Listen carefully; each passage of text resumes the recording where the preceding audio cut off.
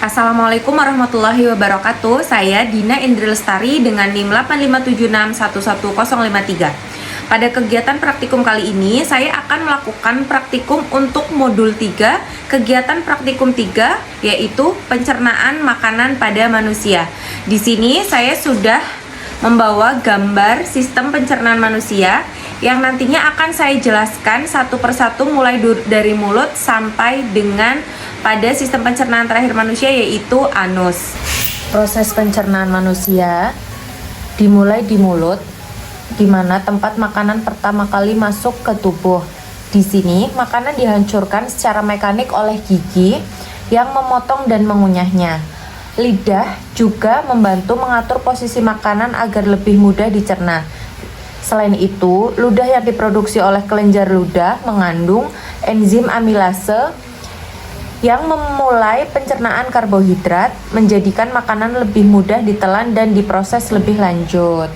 Nah, setelah makanan ditelan, kemudian makanan menuju ke kerongkongan.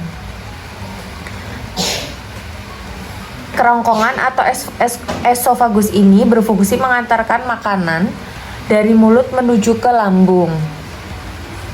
Di esofagus, pergerakan makanan terjadi melalui gerakan peristaltik, yaitu kontraksi otot yang mendorong makanan ke bawah tanpa adanya pencernaan lebih lanjut di bagian ini.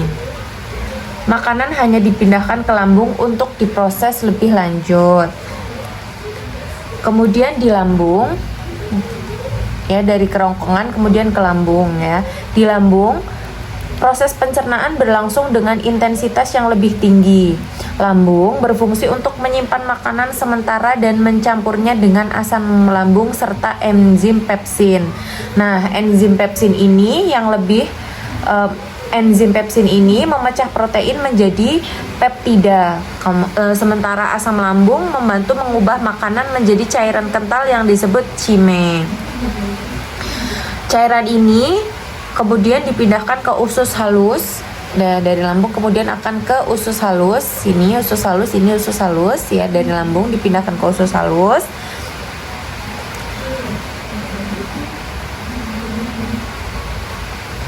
Nah, di usus halus ini proses pencernaan mencapai tahap penting dalam pembentukan sari makanan yang dapat diserap tubuh.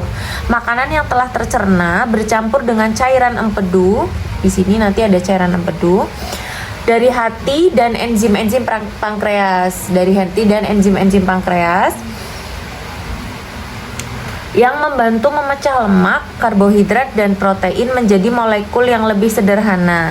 Penyerapan sari makanan terjadi di bagian jejunum dan ileum, di mana nutrisi diserap melalui dinding usus halus dan masuk ke dalam darah untuk digunakan oleh tubuh.